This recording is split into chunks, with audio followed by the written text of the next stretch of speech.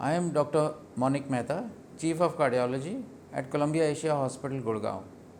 Today I will be talking about post-COVID problems and how to manage them. These COVID problems are being recognized by scientists and doctors all around the world, and they are being called by various names.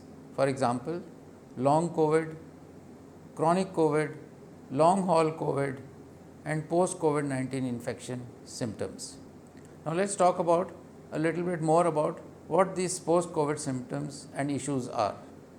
Firstly, these can happen to anybody even if they have had a mild illness, and some who have had no fever or any symptoms at all during the acute COVID infection, but afterwards they can present with these symptoms.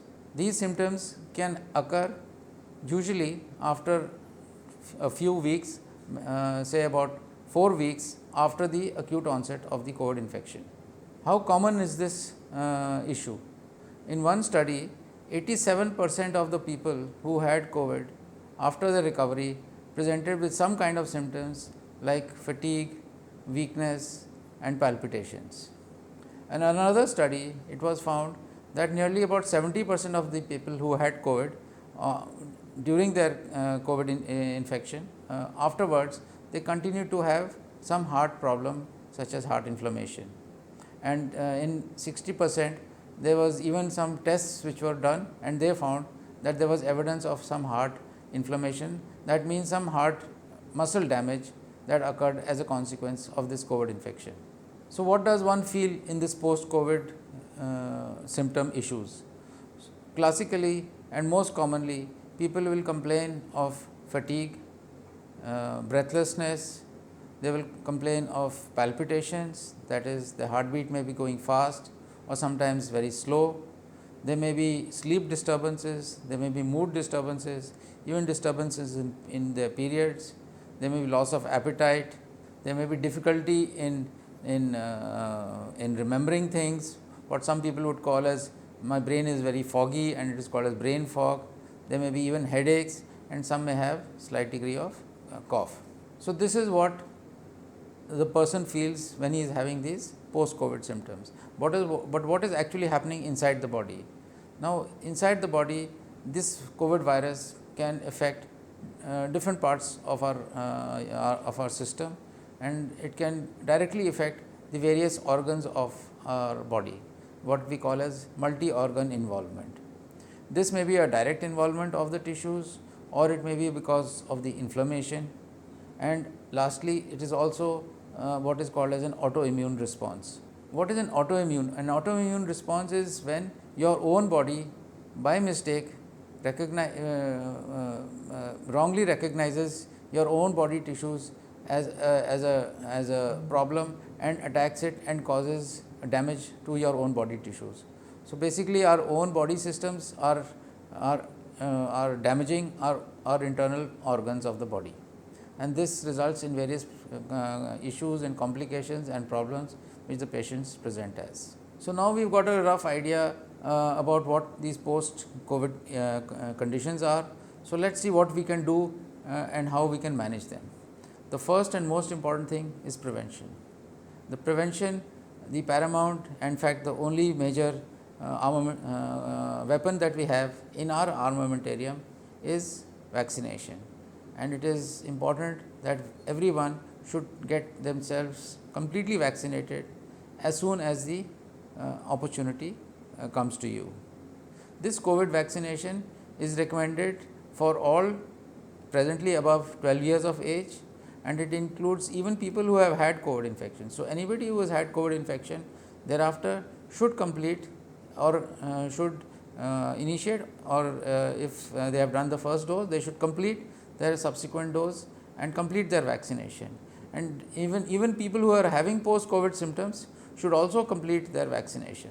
There is a lot of concern at times amongst people that I am having post COVID symptoms such as weakness, lethargy, should I defer my vaccination? And the guideline is that one should go ahead and complete your vaccination at the earliest. From a medical perspective, what is that can be done regarding these symptoms? My first advice to everybody is that in case one is having any symptoms after your COVID infection, one should immediately or at the earliest opportunity visit your doctor, who will do a complete physical examination, and in case there is any issues will prescribe you some medications or refer you to a specialist if the need be. As a cardiologist, we would be examining the patients who are referred to us or who come directly to us with post-COVID symptoms, and after examination, if required, we usually do some additional tests. For example, an electrocardiography, which is an electrical recording of how the heart is beating. We may even do an echocardiography, which shows us the structure and how the heart is functioning. If required, we can do a prolonged electrocardiography or an ECG for 24 hours or more. This test is called as Holter test. It is a non-invasive test and it can be done on an OPD basis and does not require hospitalization. At times, we even would advise blood tests, for example, a troponin test. This is just to ensure that there is no damage, direct damage to the heart muscle. These tests and more, if required, will give us an idea how your heart is vis-a-vis the COVID infection or any delayed complications which may happen because of this COVID infection. There is a concern about activities, especially after post-COVID.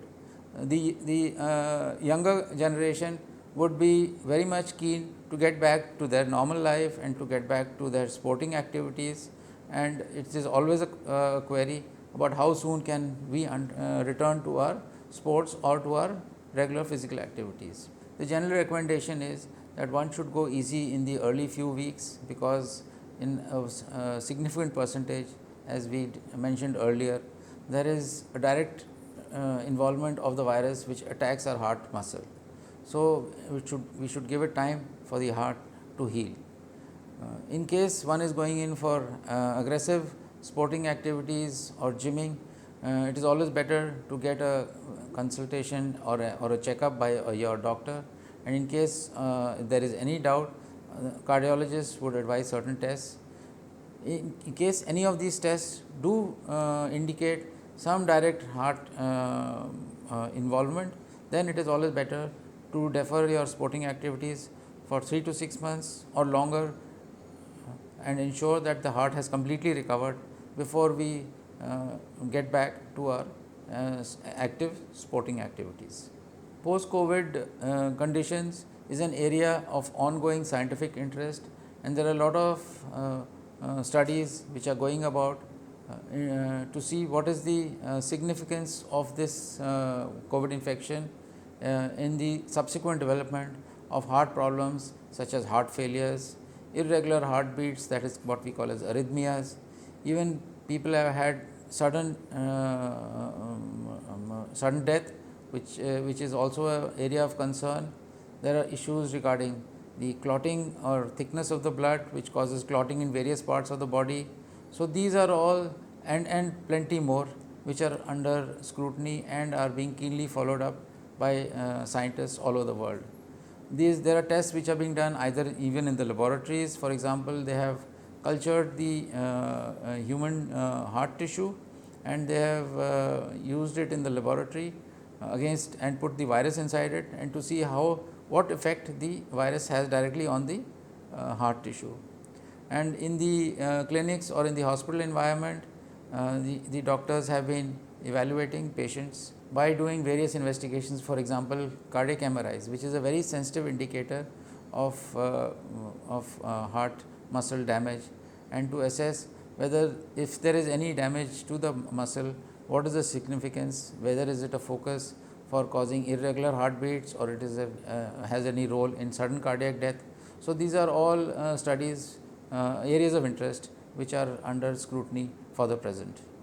So, to conclude, we should be aware about COVID-19 infection and the post-COVID chronic symptoms which may develop weeks to months thereafter. We should not be hesitant at all in case any of such things do affect us, and we should immediately seek medical attention.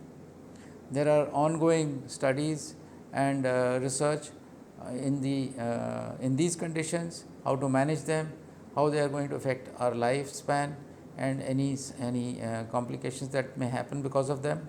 With that, I'd like to conclude my talk for today and wish you and your families a healthy life, and I would advise you to spread the message of vaccination to our community and to your friends, so that we as a community achieve our maximum percentage of vaccination at the earliest. Thank you.